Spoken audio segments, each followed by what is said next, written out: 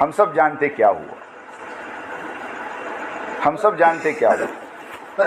ایسے میرے دوستو، عبادت کا مرکز کعبہ ہے اور دعوت کا مرکز بنگلے والی مسجد بستی نظام الدین ہے۔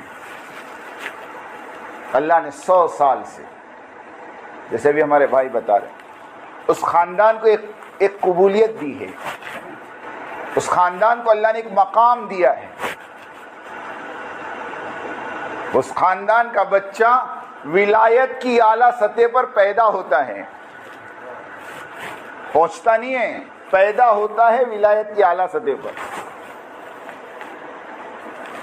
اللہ جزائے خیر دے، حضرت مولانا الیاس صاحب رحمۃ اللہ علیہ نے اپنا سب کچھ لگا دیا، یہاں تک کہ کھانے کو کچھ نہیں بچا، تو اپنے ساتھ جو مرکز میں ہمارے اپنے پاس پڑھنے والے جو اس ٹائم کے میواتی تھے، ان کو کہا کہ ایک کام کرو، دیکھو میرے پاس اب تمہارے کو کھلانے کو کچھ نہیں ہے، میں تمہارے کو سفارش نامہ لکھ دیتا ہوں، دلی میں بہت سارے مدرسے ہیں، تم کسی مدرسے میں جا کے پڑھ لو، کیونکہ یہاں تو اب کچھ نہیں ہے۔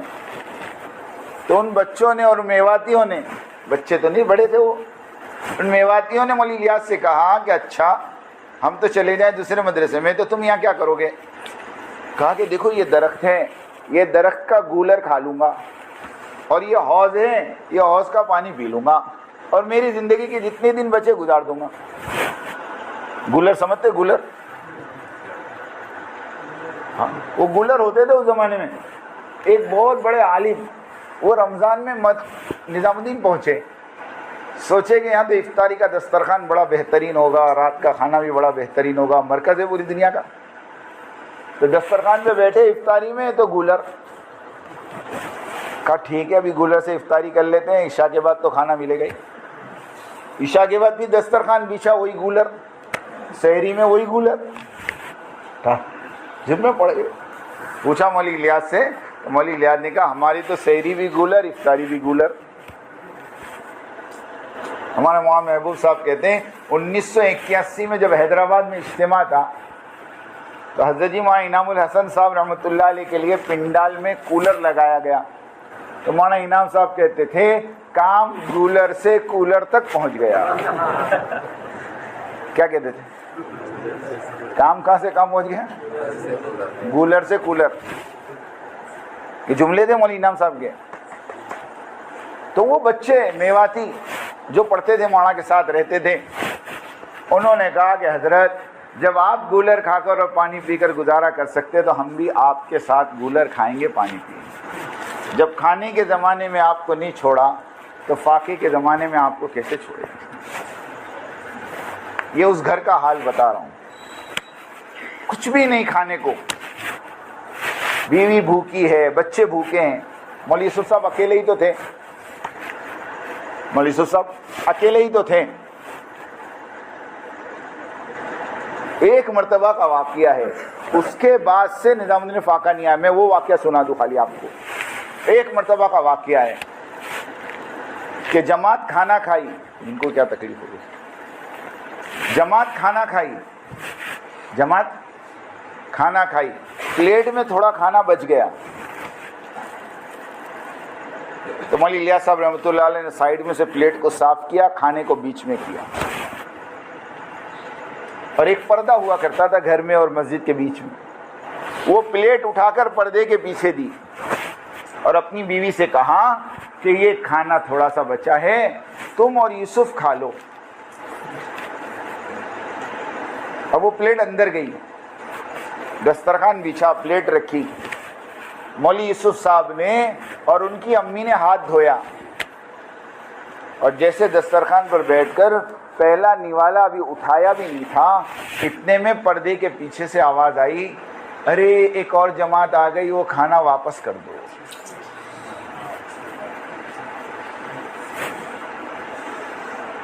ماں نے مولوی یوسف کا ہاتھ وہیں روک دیا کہ بیٹا رک جا، اور اٹھا کے وہ پلیٹ دے دی۔ اب بچہ تو بچہ ہوتا ہے نا، مولوی یوسف رونے لگے، مولوی یوسف صاحب چھوٹے سے تھے، رونے لگے۔ مولوی الیاس کو پتہ چلا تو مولوی الیاس صاحب رحمۃ اللہ علیہ کو پتہ نہیں کیا ہوا، وہ اپنے کمرے میں گئے، اور دروازہ اندر سے بند کر دیا، دروازہ اندر سے بند کر دیا، اور 20 منٹ یا آدھا گھنٹہ کچھ اندر کیا معلوم کیا کیا۔ اس کے بعد دروازہ کھول کے جب باہر آئے تو اپنی بیوی سے اور بیٹے یوسف سے اور اپنے ساتھیوں سے کہا کہ آج کے بعد اس چار دیواری میں قیامت تک فاقہ نہیں آئے گا، میں نے اپنے رب کو منوا لیا۔ یہ وہ ہستیاں ہیں، یہ وہ ہستیاں ہیں۔ جب مولانا الیاس صاحب رحمۃ اللہ علیہ کے زمانے میں فاقے شروع ہو گئے نا نظام الدین میں، تو دلی والوں کو پتا چلا، دلی والے دوڑے ہوئے آئے اور آ کر کہا حضرت یہ ہماری ساری پراپرٹی کے کاغذات ہم آپ کو دیتے ہیں، اس کو بیچ کر اس کا پیسہ مرکز کے اوپر لگا دو۔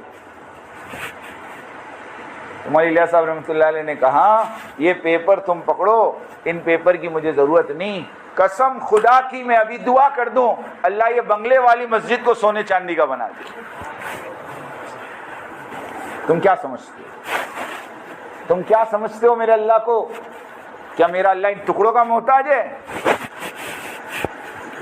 یہ استغنا تھا، یہ ہاں یہ استغنا تھا۔ حضرت مولانا زکریا صاحب رحمۃ اللہ علیہ کہتے ہیں میں اعتکاف میں تھا اور باہر لڑنے کی آواز آئی زور زور سے، میں گھبرایا کہ کیا ہوا نظام الدین میں باہر آیا تو مولوی یوسف صاحب رحمۃ اللہ علیہ ایک دلی والے کو غصہ کر رہے تھے۔ میں نے پوچھا کیا ہوا؟ تحقیق کی تو پتا چلا کہ وہ دلی والا بہت بڑی رقم لے کر آیا تھا مولوی یوسف کے پاس، اور آ کر مولوی یوسف صاحب کو کہہ رہا تھا کہ یہ میرا ہدیہ لے لو، اور وہ مولوی الیاس کا بہت قریبی ساتھی تھا۔ تو حضرت مولانا صاحب رحمۃ اللہ علیہ اتنا غصہ اس پر کہ پورا مرکز جمع کر دیا کہ تیری ہمت کیسے ہوئی یہ پیسہ یہاں لانے کی۔ مولانا زکریا صاحب نے پھر مولانا یوسف کو کہا اجی یہ تمہارے ابا کے ساتھیوں میں ہیں اور تمہارے ابا کے زمانے سے آتے ہیں یہاں۔ جب ابا کا نام سنا تو تھوڑے ٹھنڈے پڑ گئے۔ مولانا زکریا صاحب تو بڑے تھے، مولوی یوسف صاحب کے سسرے ہوتے ہیں، مولوی یوسف کو پکڑ کے اندر لے گئے اور وہ جو ساتھی تھے ان سے معافی مانگا، وہ ان کا مزاج تھوڑا گرم ہے، یہ غصہ ہو گئے، معاف کرنا۔ تو وہ جو مالدار آیا تھا اس نے کہا کہ نہیں تمہارے معافی مانگنے سے میرا اتنا اثر نہیں ہوا جتنا اس آدمی کا استغنا دیکھ کر اثر ہوا۔ کتنا بے پرواہ آدمی اور کتنا اپنے آپ کو مال سے دور رکھنے والا آدمی کہ وہ مال بھی واپس لے گیا، اور کہتے ہیں موت تک اس آدمی نے تبلیغ میں جان لگائی۔ میں مولوی الیاس صاحب کی بات کر رہا تھا، مولوی الیاس صاحب نے دعا کی کہ فائقہ نہیں آئے گا۔ پھر اللہ نے مولوی الیاس صاحب کو بلا لیا، پھر مولانا یوسف صاحب امیر بنے۔ تو ہم جو کہتے ہیں نا اختلاف تو اس زمانے میں بھی ہوا۔ جب مولانا الیاس صاحب رحمۃ اللہ علیہ کے بعد مولوی یوسف کو امیر بنایا تو مولوی یوسف صاحب تبلیغ میں نہیں لگے تھے، وہ تو اوپر بیٹھ کر کتاب لکھ رہے تھے۔ حضرت مولانا الیاس صاحب رحمۃ اللہ علیہ بار بار اپنے میواتی ساتھیوں کو کہتے تھے جاؤ یوسف کو کہو تبلیغ میں حصہ لیں، مگر وہ پورا دن اوپر کمرے میں بند رہتے تھے۔ لیکن کس کو معلوم تھا کہ اوپر جو کام ہو رہا تھا وہ تبلیغ کا ہی ہو رہا تھا۔ تو کیا کام ہو رہا تھا اوپر؟ حیات الصحابہ لکھی جا رہی تھی۔ ہاں حیات الصحابہ لکھی جا رہی تھی۔ لیکن جب مولانا زکریا صاحب رحمۃ اللہ علیہ نے مولانا عبد القادر صاحب رائے پوری رحمۃ اللہ علیہ سے مشورہ کر کے مولوی یوسف صاحب کو امیر بنا دیا، تو اس وقت اختلاف کرنے والے مولانا احتشام الحسن کاندھلوی، جن کی کتاب پستی کا واحد علاج ہے، اگر یقین نہ آوے تو فتاوی محمودیہ پڑھ لینا۔ مولانا احتشام صاحب نے مفتی محمود الحسن صاحب کو مولوی یوسف کی شکایتوں بھرا خط لکھا تھا کہ اجی ایک 28 سال کا آدمی امیر بن گیا اور کبھی تبلیغ میں اس کے 4 مہینے نہیں لگے۔ لوگ ابھی کہتے ہیں نا وہ اس ٹائم بھی سوال ہوئے تھے. سمجھ میں آئی بات؟ مجھے بتاؤ مولوی الیاس کے 4 مہینے کون سے صوبے میں لگے؟ ہاں بتا سکتا کوئی؟ ارے جس آدمی کی زندگی لگی ہو اس کا تم 4 مہینے کا پوچھو. ہاں عجیب بات ہے. تو مولانا احتشام صاحب مرکز چھوڑ کے چلے گئے. مولانا انعام صاحب کے بارے میں ملتا ہے مولانا انعام صاحب خود 1.5 سال کے لیے مرکز چھوڑ کے چلے گئے.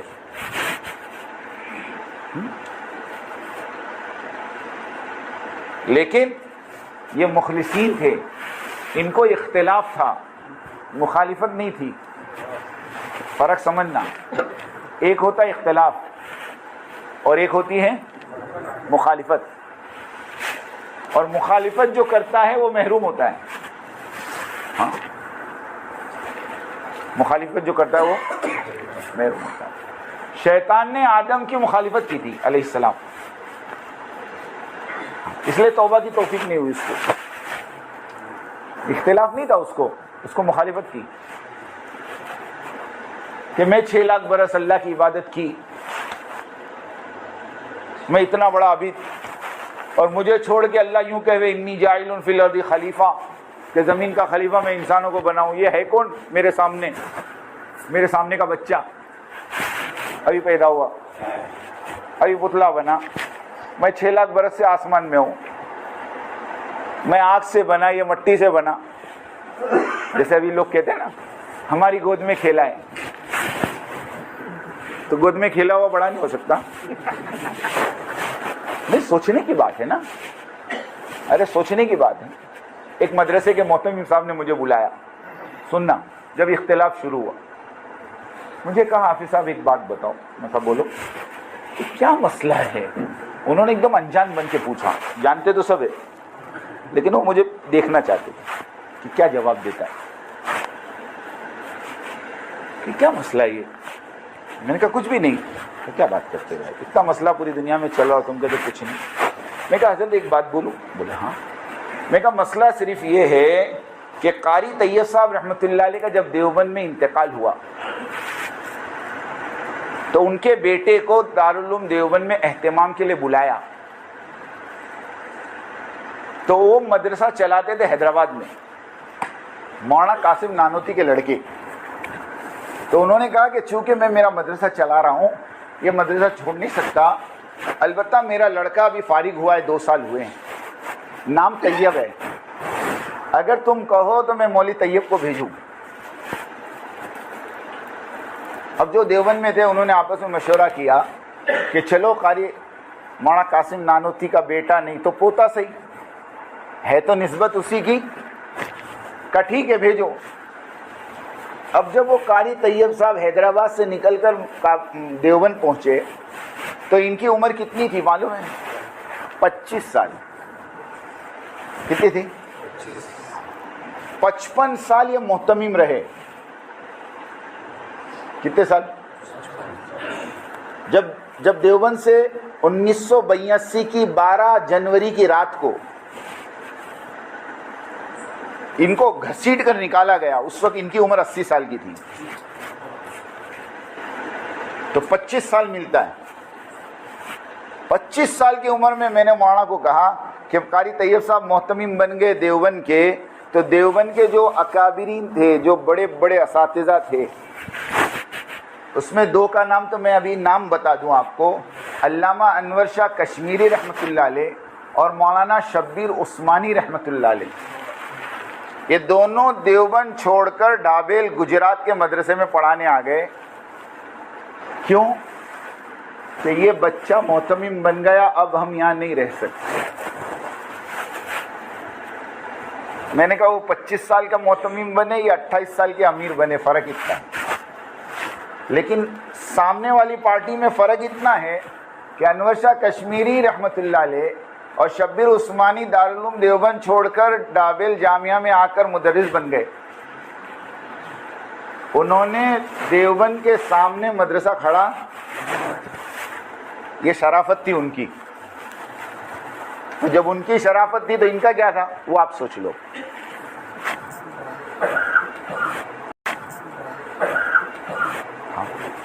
ایسے مولانا الیاس صاحب رحمۃ اللہ علیہ کے بعد، سنو میری بات دھیان سے، مولانا یوسف صاحب رحمۃ اللہ علیہ جب امیر بنے تو مولانا انعام صاحب، یہ پوری دنیا سنیں گی بات، اور مولانا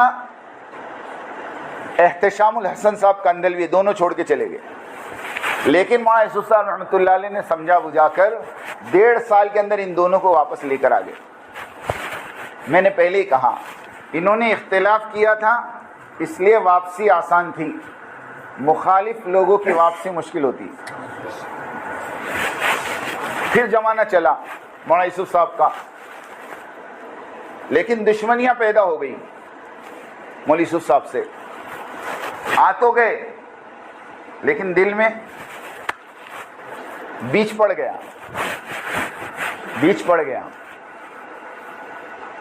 اور پھر 1965 2 اپریل بلال پارک مسجد لاہور، حضرت مولانا یوسف صاحب رحمۃ اللہ علیہ نے فجر کے بعد کا بیان کیا.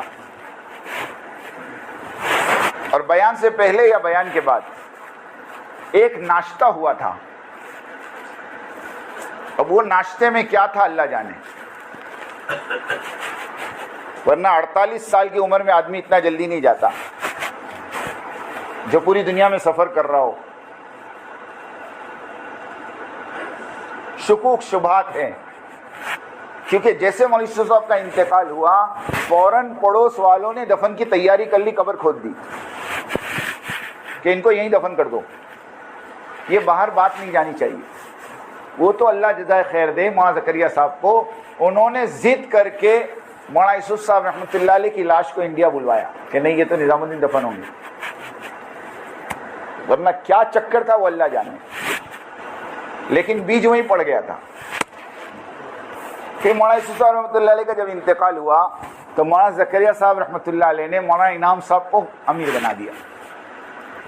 مولانا انعام صاحب، بعضوں نے کہا کہ مولانا انعام صاحب کو امیر نہیں بنایا تھا، امین بنایا تھا، اور یوں کہا تھا کہ مولوی ہارون چھوٹے ہیں، یہ جب بڑے ہو جائیں تو امانت ان کے حوالے کر دینا. لیکن تقدیر کی بات ہے کہ مولوی ہارون صاحب بڑے ہی نہیں ہوئے یا بڑے ہونے نہیں دیا گیا. دونوں باتیں میں بہت باریکی بات کر رہا اور میرے پاس سب پروف ہے. کیونکہ جس دن مولوی ہارون صاحب کا انتقال ہوا مولانا یوسف صاحب کے لڑکے کا 1972 میں، تو اس وقت کا ایک واقعہ مفتی یوسف موطالعہ صاحب جن کا بھی انتقال ہوا انگلینڈ میں، ان کی آڈیو یوٹیوب پہ موجود ہے. انہوں نے کہا مولوی یوسف موطالعہ نے کہ میں 1972 میں مولانا زکریا صاحب کی خدمت میں تھا اور مولانا زکریا صاحب کے خطوط پڑھا کرتا تھا اور مولانا زکریا صاحب مجھ سے خطوط کے جوابات لکھوایا کرتے تھے. جب مولوی ہارون صاحب کا انتقال ہو گیا تو مولوی سعد صاحب کی والدہ نے، مولوی اظہار صاحب کی لڑکی نے مولانا زکریا صاحب کو خط لکھا. مولوی یوسف موطالعہ خود کہہ رہے ہیں وہ خط پڑھنے والا میں ہوں، میں نے اس خط کو پڑھا ہے اور اس خط میں لکھا تھا حضرت ایک بات آپ سے کہنی ہے، آپ تو بہت بڑے اللہ والے ہیں، آپ جانتے ہوں گے کہ میرے شوہر کو کس نے زہر دیا، آپ مجھے اس کا نام بتائیں تاکہ جب تک میں دنیا میں زندہ رہوں اس کو بدعا دیتی رہوں. یہ مولوی صاحب کی والدہ کا خط تھا.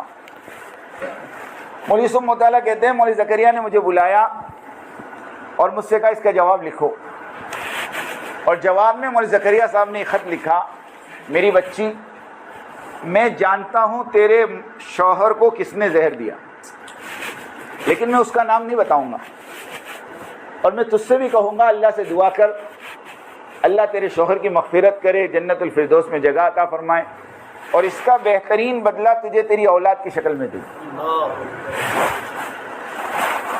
یہ مولوی زکریا صاحب کے خط تھے. لیکن جب مولانا انعام صاحب امیر بنے، بیچ میں بات رہ گئی، تب بھی اختلاف ہوا. اس وقت اختلاف کرنے والے کون تھے پتہ ہے؟ مولانا رحمت اللہ میرٹھی، جو مولوی یوسف صاحب رحمۃ اللہ علیہ جب سفر میں ہوتے تھے تو فجر کا بیان نظام الدین کا مولوی رحمت اللہ میرٹھی کرتے تھے. یہ آدمی وہ تھا جس کے بیانات پر لوگ دھاڑے مارتے تھے. اب ان کو یہ تھا کہ مولانا یوسف کے جگہ پر بیان تو میں ہی کرتا ہوں, ان کے بعد یہ کرسی تو میری ہے. نہیں سمجھے آپ؟ اب پہلے سے کرسی کا شوق ہو تو. ابھی رستے میں ہم قصہ سن رہے تھے, ایک آدمی کسی بزرگ کے پاس گیا, بیعت ہوا, ان کے ساتھ رہنے لگا, اور چند مہینوں کے بعد کہا حضرت کچھ تربیت نہیں ہو رہی. کیا کہا؟ حضرت کچھ تربیت نہیں ہو رہی, کچھ فائدہ نہیں ہو رہا آپ کے پاس رہنے کا. کہا کیوں؟ کیا نیت لے کر آئے تھے؟ کہا میں تو آپ کے پاس آپ جیسا بننے آیا تھا. تو کہا پہلے دن سے کرسی کا شوق ہے تو کیا ملے گا؟ پہلے دن سے پیر بننے کی تمنا ہے. نہیں سمجھے آپ؟ تو کیا ملے گا بھائی؟ پہلے مجاہدہ کرو کہ نہیں. سمیر صاحب نے مثال دی, مفتی سمیر صاحب نے مثال دی. ایک بچہ پہلے اسٹوڈنٹ ہوتا ہے نا, اس کے بعد ٹیچر بنتا ہے, اس کے بعد ایگزامینر بنتا ہے. ارے ایسا ہی ہوتا ہے نا. بولے یہاں تو پہلے دن سے ایگزامینر بن جاتے ہیں. امیر صاحب کو 10 نمبر, فلاں کو 5 نمبر, فلاں کو 2 نمبر. پہلے دن سے فیصلہ کرتا, اس میں کچھ لینے کا نہیں, اس میں کچھ لینے کا نہیں, اس میں کچھ لینے کا نہیں. حضرت مولانا صاحب فرماتے ہیں جو اپنے ساتھیوں کے بارے میں یوں کہوے کہ اس کا میرے یہاں کوئی مقام نہیں, قسم خدا کی اس کا خود اللہ کے یہاں کوئی مقام نہیں. جو یوں کہوے اپنے ساتھیوں کے بارے میں کہ اس کو میں نہیں مانتا, تو کہتے اس کو اللہ نہیں مانتا. سیدھی بات ہے. ہاں, تو پہلے دن سے جذبہ یہ تھا کہ مولانا یوسف کے بعد میں امیر بنوں, اور جب امارت نہیں ملی تو چھوڑ کے چلے گئے. مفتی مولانا عبداللہ جھانجی صاحب, مولانا سلیمان جھانجی صاحب کے لڑکے نے مجھے بتایا, حافظ صاحب میں نے اپنی آنکھوں سے دیکھا ہے نظام الدین کے سامنے سے گزرتے تھے, سیڑھیوں پہ تھوک کے جاتے تھے. یہ بھی چھوڑ کے گئے, اور ان کے ساتھ 40 آدمی نکلے ہیں. لیکن قسم خدا کی کھا کے کہتا ہوں, پوری تبلیغ کی 100 سال کی تاریخ میں چھوڑنے والے تو بہت ملیں گے, لیکن چھوڑنے کے بعد مورچہ کھڑا کرنے والے ان کے سوا کوئی نہیں. یہ بات ہے. اس لیے یاد رکھو میرے دوستو, کام نبیوں کا ہے اور کام صحابہ کی سیرت پہ ہوتا ہے. ہاں, جب یہ اختلاف کر کے باہر نکلے تو ان کو 2 باتیں پیش کی گئی تھی.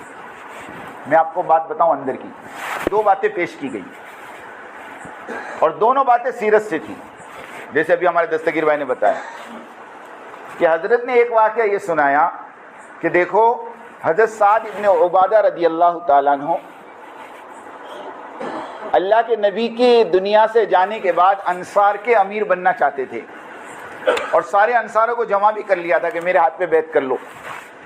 لیکن حضرت عمر نے کہا کہ نہیں, امیر تو ایک ہی ہوگا اور وہ ابو بکر ہوگی. یہ نہیں ہو سکتا کہ مہاجرین کا امیر ابو بکر ہو, انصار کا امیر سعد بن عبادہ ہو. یہ نہیں ہو سکتا.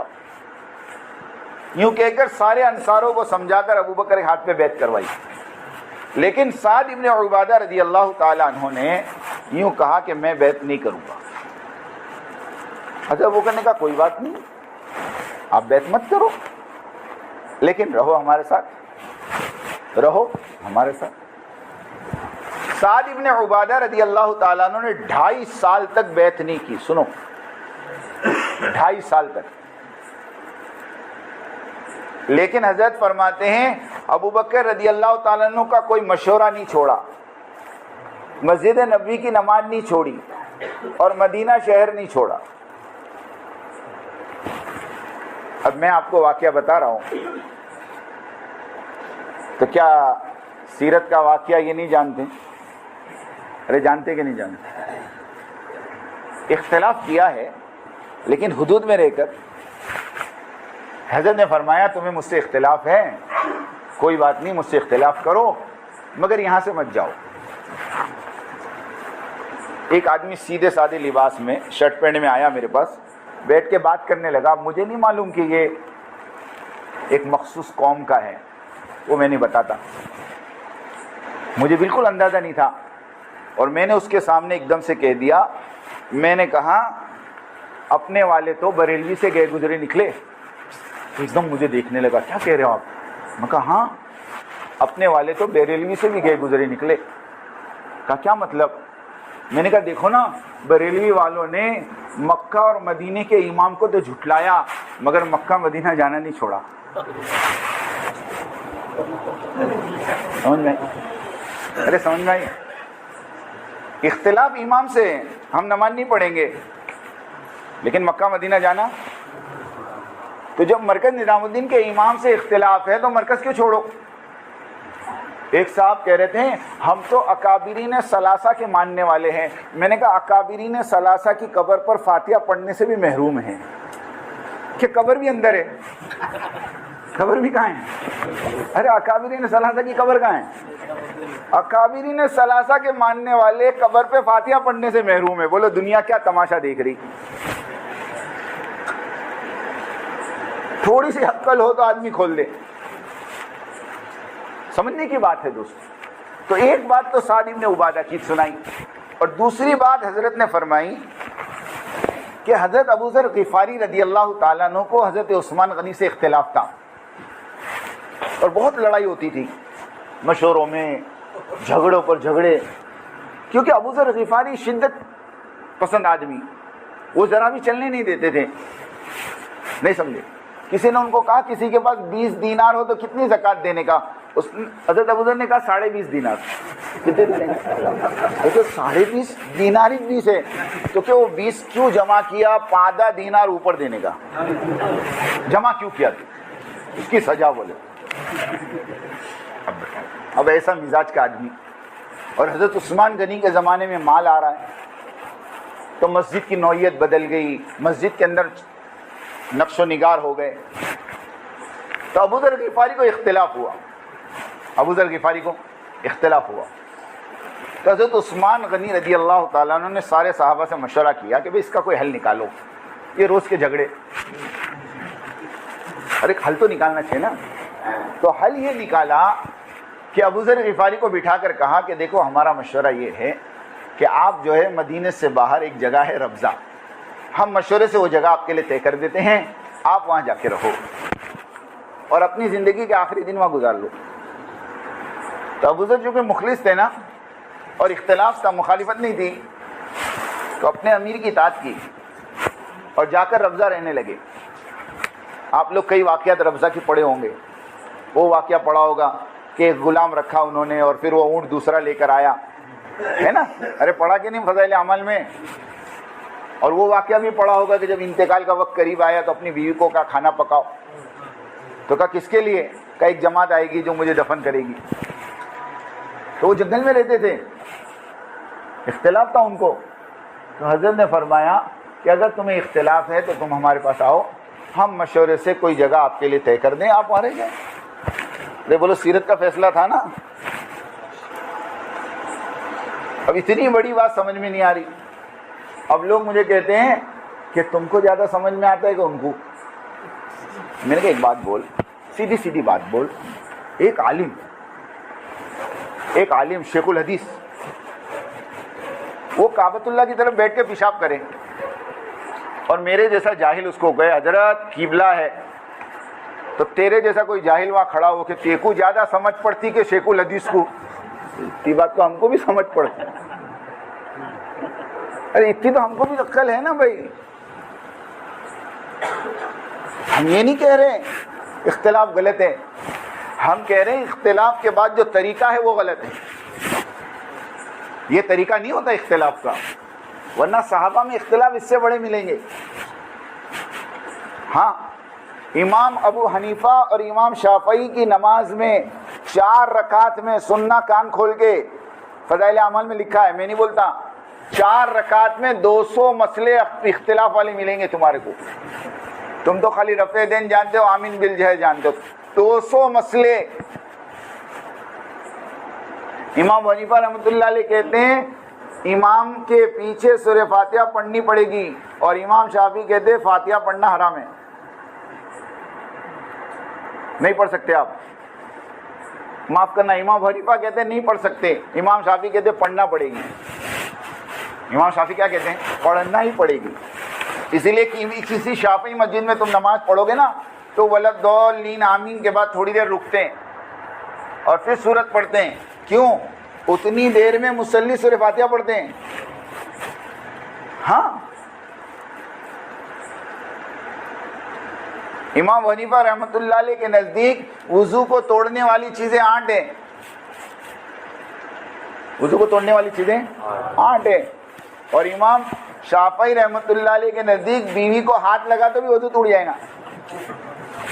ہاں، قرآن سے ثابت کیا انہوں نے، اولا مستم النساء، اولا مستم النساء، اسے ثابت کیا انہوں نے.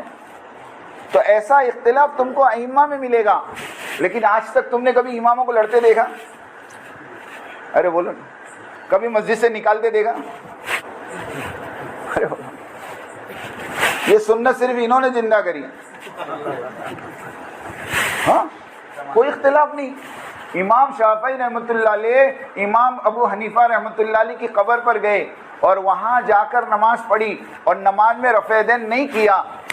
مریدوں نے کہا حضرت آپ تو رفع دین کے قائل ہیں.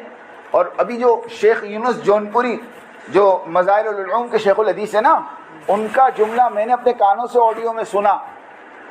اتنا بڑا محدث آدمی کہہ رہا تھا کہ امام شافعی رحمۃ اللہ علیہ کے پاس رفع یدین کرنے کے جواز کے جو دلائل ہیں وہ امام ابو حنیفہ کے نہ کرنے کے دلائل سے مضبوط ہے، مگر میں حنفی اس لیے میں نہیں کروں گا. باقی دلائل ان کے مضبوط ہیں. ایسا مضبوط آدمی جب امام ابو حنیفہ رحمۃ اللہ علیہ کی مزار پہ پہنچا تو رفع دین نہیں کیا. مریدوں نے پوچھا کہ آپ نے رفع دین نہیں کیا؟ تو امام شافعی نے قبر والے کی طرف اشارہ کر کے کہا میں نے اس کے اکرام میں رفع دین چھوڑ دیا. ہاں، اختلاف کی جگہ پر دوستو حدود اختلاف کتاب مولانا زکریا صاحب کی پڑھو. حدود اختلاف ملتی بھی نہیں اب مارکیٹ میں، غائب ہو گئی جب سے اختلاف ہوا. ہاں، وہ ٹونڈا نہیں ملتی ہو، وہ پڑھو اختلاف کی حدیں کیا ہوتی ہیں. میں ایک مرتبہ مشورے میں بیٹھا تھا تو ایک اللہ والے یوں کہہ رہے تھے دیکھو اختلاف میں پڑھ کر اللہ کے سامنے مجرم بن کر حاضر مت ہو بلکہ مظلوم بن کر حاضر ہو. کئی زبان سے ایسے جملے مت نکالو کہ تم مجرم بن جاؤ. ہاں، اس لیے ہم کہتے ہیں اختلاف کرو لیکن حدود میں رہ کر کرو. کل کو واپس آنا پڑے تو دروازے کھلے رہے. اتنے آگے مت بڑھ جاؤ کہ ریورس بند ہو جاوے. سمجھ رہے ہیں میری بات؟ اتنے آگے چلے گئے کہ اب واپسی کے راستے نظر نہیں آ رہے. ہاں، واپسی کے راستے نظر نہیں آ رہے. ابھی میرے پاس ایک آڈیو آئی، کسی نے محمد لاٹ صاحب سے کہا آپ نظام الدین واپس چلے جاؤ، تو کہہ رہے واپس چلے جاؤ سر پھڑوانے جاوے، جان کا خطرہ ہے ہمارا. تو حضرت مولانا سعد صاحب نے کہا کہ مولانا یوسف صاحب رحمۃ اللہ علیہ کو 1947 میں یوں ہی کہا تھا کہ جب دیش بٹا تھا، کہا آپ پاکستان چلے جاؤ، نظام الدین میں آپ کی جان کو خطرہ ہے. تو مولانا یوسف صاحب رحمۃ اللہ علیہ نے کہا تھا کہ جان سے زیادہ مرکز بچانا فرض ہے. کیا بچانا فرض ہے؟ اور اب کیا کہہ رہے لوگ؟ جان بچانا فرض ہے. تو پوچھو جان بچانا فرض ہے مرکز بچانا فرض ہے؟ اس کے لیے میرے دوستوں میں یہ ساری باتیں اس لیے نہیں کر رہا بلکہ میں تو آپ لوگوں کو صرف اطمینان دلانا چاہتا ہوں کہ اللہ کا روزانہ 2 رکعت پڑھ کر شکریہ ادا کریں کہ اللہ پاک نے ہمیں بہت صحیح جگہ پر اور بہت صحیح امیر کی عمارت میں کام کرنے کی اللہ نے توفیق. سچی کہتا ہوں، ایسا آدمی زندگی میں نے کبھی نہیں دیکھا بلکہ دنیا نے نہیں دیکھا. ہمارے بمبئی کے ایک ذمہ دار کہہ رہے تھے میں 15 دن کینیڈا ساتھ میں رہا حضرت کے علاج کے لیے. 15 دن 24 گھنٹے میں نے حضرت کے دیکھے. حضرت صرف نماز کے ٹائم پہ نماز، ورنہ منتخب حیات الصحابہ، بس اس کے علاوہ کوئی عمل ہی نہیں ان کے پاس. نہ کسی کی غیبت سنتے ہیں نہ کسی کی غیبت کرتے ہیں. سچی کہتا ہوں، نہ کسی کی غیبت کرو نہ کسی کی غیبت سنو. اس کے لیے اللہ کے واسطے دوستو اس کام کی قدر کرو، اپنے امیر کی قدر کرو، اپنے مرکز کی قدر کرو، جتنا کہا جا رہا اتنا کرو، جیسا کہا جا رہا ویسا کرو. یہ سیرت سے ملے گا آپ کو. حضرت حذیفہ کو کہا جاؤ کافروں کے اندر جاسوسی کر کے آؤ. وہ گئے اور دیکھا ابو سفیان تاپ رہا ہے، نکالا تیر اور بٹھایا. اچانک آواز آئی یا دل میں خیال آیا کہ اللہ کے نبی نے یوں کہا کہ حرکت مت کرنا، واپس رکھ دیا. لوگوں کو شک ہو گیا کہ ہمارے اندر کوئی جاسوس ہے، سب اپنا اپنا ہاتھ پکڑ لو. انہوں نے بازو والے کا ہاتھ پکڑ لیا. تو کون؟ ارے بولے میرے کو نہیں پہچانتا. ان کو کوئی پوچھے اس سے پہلے دوسرے کو پوچھے. اور پھر واپس آئے تو راستے میں فرشتے ملے، کہا تمہارے سردار کو کہنا دشمنوں کا انتظام ہو گیا. علماء لکھتے ہیں کہ یہ کام کا اصول ہے، جتنا کہوے اتنا کرو، جیسا کہوے. ہاں، حضرت مولانا انعام صاحب رحمۃ اللہ علیہ کے خادم تھے مولانا احمد لاٹ صاحب. ایک مرتبہ مولانا احمد لاٹ صاحب کو یوں کہا جاؤ اوپر دیکھ کر آؤ مولانا عمر صاحب کیا کر رہے ہیں. خود مولانا احمد لاٹ صاحب نے قصہ سنایا. تو مولانا احمد لاٹ صاحب اوپر گئے، دروازہ کھٹکھٹایا تو دروازہ کھلا تھا.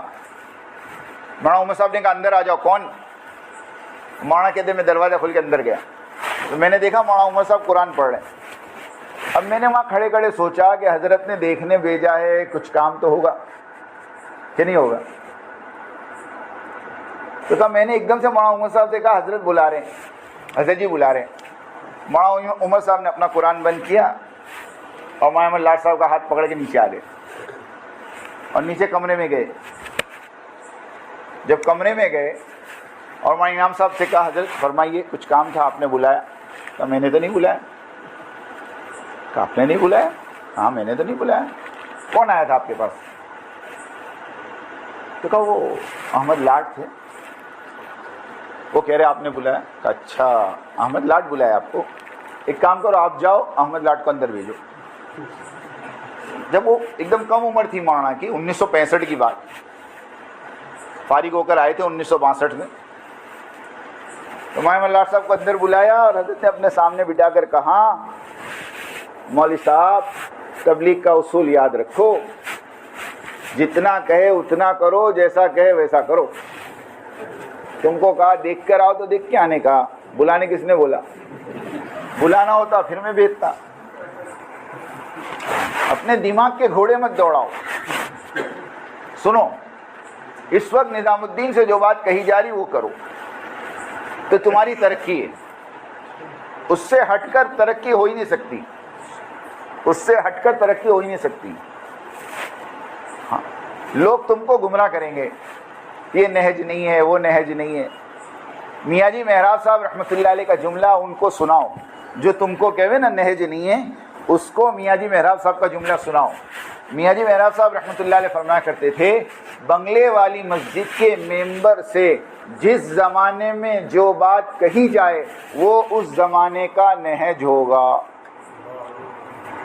بات ختم ہو گئی. کیا کہا؟ بنگلے والی مسجد کی مرکز سے جس زمانے میں جو اصول بتایا جاوے وہ اس زمانے کا نہج ہوگا. اس زمانے کا نہج یہ ہے، نہیں سمجھا کہ مسجد کی آبادی اور ایک دن فضائل اور ایک دن منتخب کی تعلیم، گھروں کے اندر قرآن کے حلقے، اس میں ہمیں کوئی اختلاف نہیں ہونا چاہیے. یہ سب عہد کرو انشاءاللہ کریں گے، کریں گے سب، اس میں کوئی اختلاف نہیں ہے. ہاں، ایک صاحب نے مجھے کہہ رہے تھے وہ ایک ہی کتاب تھی اچھی خاصی، یہ دوسری کتاب شروع کر دی، کتنا انتشار ہے نا دنیا میں. میں نے کہا ٹھیک ہے، آپ کو کس نے کہا ایک تھی؟ تو کہ ایک ہی تو تھی. میں نے کہا ایک تھوڑی تھی، حضرت مولانا الیاس صاحب رحمۃ اللہ علیہ کے زمانے میں 5 کتاب تھی. کہ ہاں 5 تھی؟ میں کہا ہاں 5 تھی. کون سی؟ میں کہا سن، ایک حکایت صحابہ تھی، ایک فضائل نماز تھی، ایک فضائل تبلیغ تھی، ایک فضائل ذکر تھا اور ایک فضائل قرآن تھا. کتنی کتاب ہوئی؟ 5 تھی نا. اس کے بعد فضائل صدقات کب لکھی گئی میں دلیل دوں. فضائل صدقات کا آخری صفحہ جہاں فضائل صدقات ختم ہوتی ہے نا، اس پہ لکھا ہے الحمدللہ یہ کتاب سن 1949 میں پوری ہوئی. 1949 میں فضائل صدقات اور فضائل حج لکھی گئی. اب مولانا الیاس صاحب کا انتقال تو 44 میں ہو گیا تھا. 44 میں ہو گیا تھا نا. کتاب کب لکھی؟ 5 سال کے. تو فضائل صدقات کو تعلیم میں کس نے شامل کیا؟ مولانا یوسف صاحب نے شامل کیا. تو 5 سے 2 ہو گئی. کتنی ہو گئی پھر میں نے کہا مولانا انعام صاحب کا زمانہ آیا تو مولانا انعام صاحب نے پستی کا واحد علاج ایک نام کی کتاب مولانا احتشام صاحب کی اس کو جوڑ دی. کتنی ہو گئی؟ اب مولانا الیاس کے زمانے میں 5, مولوی یوسف صاحب کے زمانے میں 7, مولوی انعام صاحب کے زمانے میں 8. ہر زمانے میں ایک ایک بڑی نا. تو ابھی بڑی تو تمہارے پیٹ میں کائے کو دکھا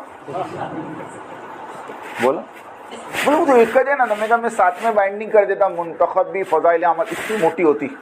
ایک پڑھو نا, 2 کائے کو پڑھتے. تو تم 7 کتاب 7 میں بائنڈنگ کرو. دنیا کو ایک کتاب ایک کام. کیا بے وقوف ہے. میں نے میری آنکھوں سے 1995 میں اور 94 میں جب میرا شروع کا وقت تھا, ہمارے والد صاحب کے پاس تبلیغی نصاب کر کے کتاب دیکھی.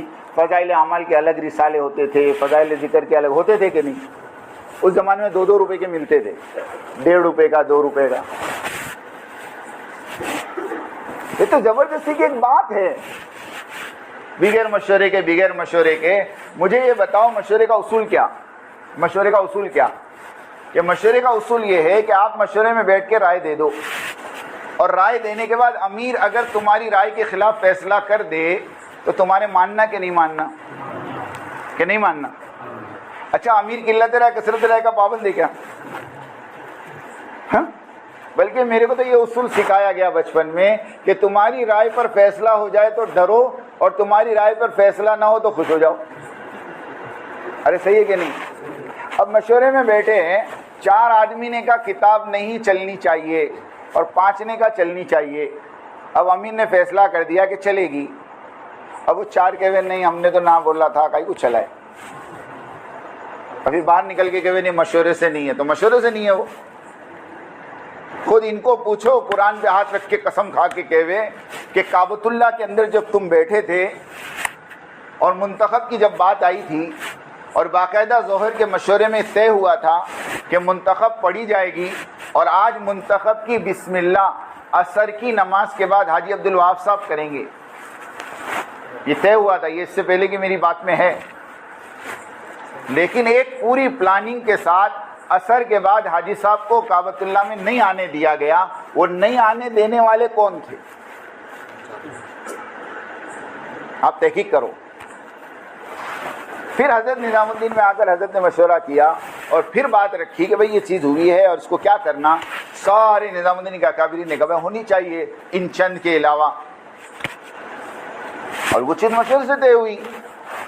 تب جا کر حضرت نے کھلے عام جو سب سے پہلا اعلان کیا 2006 کے مالیگاؤں کا اجتماع, آپ کو یاد ہو, اس میں اسٹیج کے اوپر سے حضرت نے کہا تھا کہ منتخب عمومی تعلیم میں پڑھی جائے گی,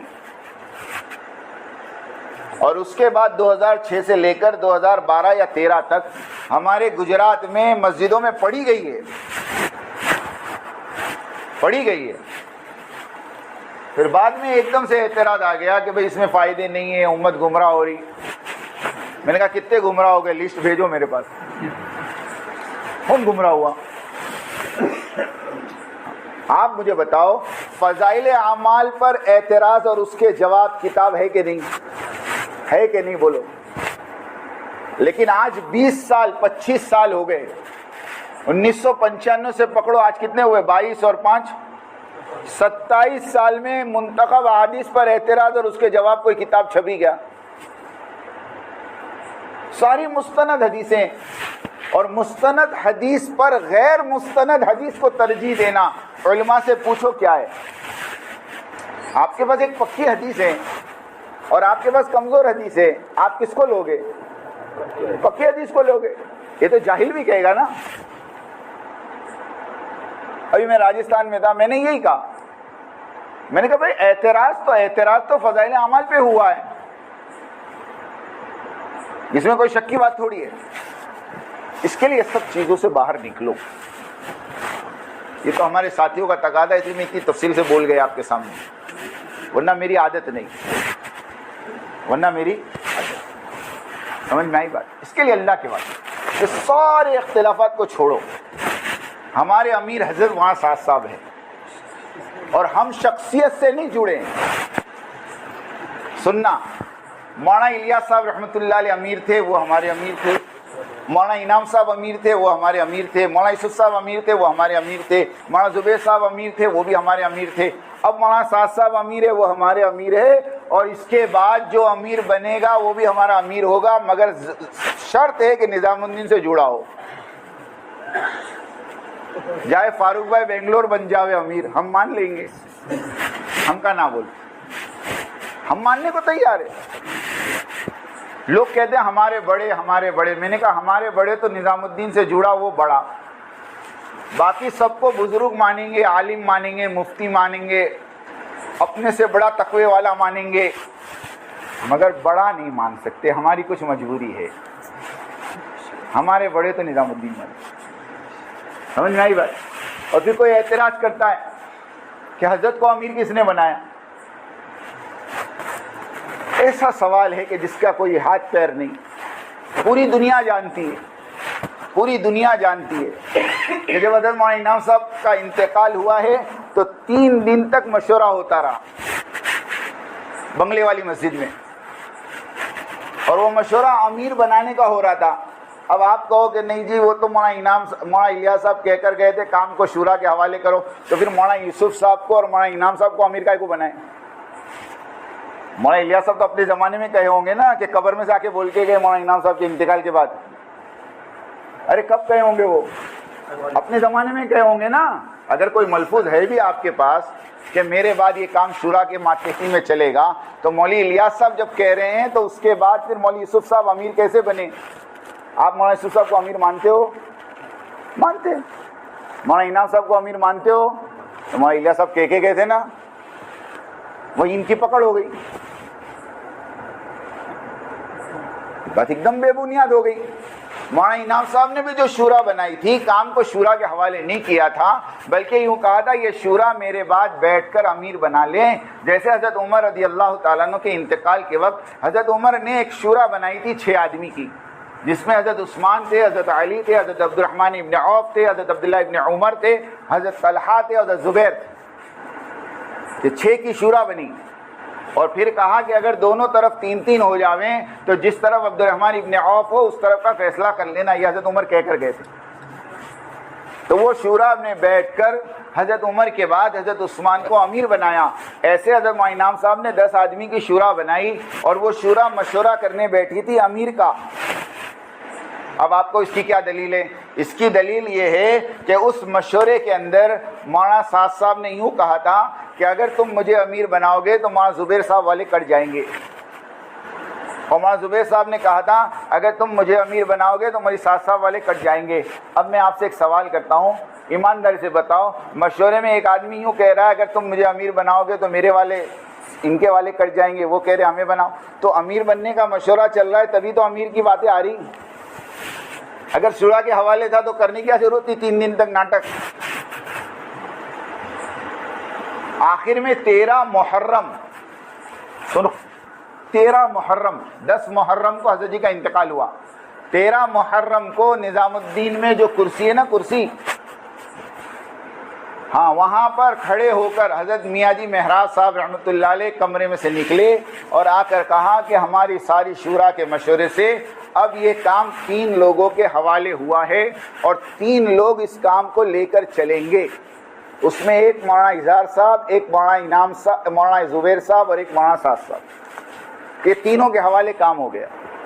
جب مولانا اظہار کا انتقال ہو گیا تو مولانا سعد اور مولانا زبیر صاحب کام لے کر چلتے رہے۔ اب مولانا زبیر صاحب کا انتقال ہو گیا تو کون بچا؟ بھائی مشتاق صاحب کہتے تھے غزوہ موتا کے اندر اللہ کے نبی نے کہا، کیا کہا معلوم؟ کیا کہا؟ زید بن حارثہ امیر ہوں گے، اور وہ شہید ہو جائیں تو جعفر ابن ابی طالب، اور وہ شہید ہو جائیں تو عبداللہ ابن رواحہ، اور وہ شہید ہو جائیں تو مسلمان جس کو چاہے امیر۔ جیسے وہاں 3 طے ہوئے نا، یہاں بھی 3 طے ہوئے. اور جیسے عبداللہ ابن رواحہ کے انتقال سے پہلے مسلمان امیر نہیں بنا سکتا. سمجھ گئے؟ اب آگے میں بولتا نہیں. ہو گئی بات صاحب؟ ایک دم سیدھی بات ہے. اور مجھے بتاؤ حضرت معاذ صاحب کے علاوہ کون ہے دنیا میں جس کو پوری دنیا امیر تسلیم کرے؟ لا کے دو چلو. ارے کوئی کو قبول کر سکتی ہے؟ آپ سوچو نا، اس خاندان کے علاوہ کوئی خاندان بیٹھ سکتا ہے کہ نہیں؟ اللہ نے ان کو ایک مقام دیا بھائی، وہ امت کو لے کے چل رہے، ہم ساتھ دیں ان کا. ورنہ میں بھی ایک سوال کر سکتا ہوں، حضرت علی کو کون امیر بنایا؟ لاؤ پوری دنیا میں میرے پاس جواب. کون سی شورا نے، کون سے مشورے سے حضرت علی امیر بنے بھائی؟ ہاں پوچھو جا کر. کہ حضرت عثمان غنی رضی اللہ تعالیٰ کے زمانے میں سارا کام کاج حضرت علی سنبھالتے تھے، جب حضرت عثمان غنی کا انتقال ہو گیا تو ساری چیزوں پر حضرت علی نے کنٹرول کر کے امیر بن گئے. ہاں ایسا ہوا ہے. سمجھ میں آئی بات؟ یہ سب چھوڑو. اب یہ طے کرو کہ انشاءاللہ ہمیں موت تک اطاعت کے ساتھ مرکز کی اور مرکز کے امیر کی اطاعت کے ساتھ کام کرنا ہے. کون کون کرے گا؟ ذرا ہاتھ اٹھاؤ. انشاءاللہ سب کرے گا. ہاں جان دے دیں گے لیکن امیر کی اطاعت کو نہیں. یہ ہر زمانے کے مسلمانوں کا اصول ہے. اب وہ امیر جو کہہ رہا وہ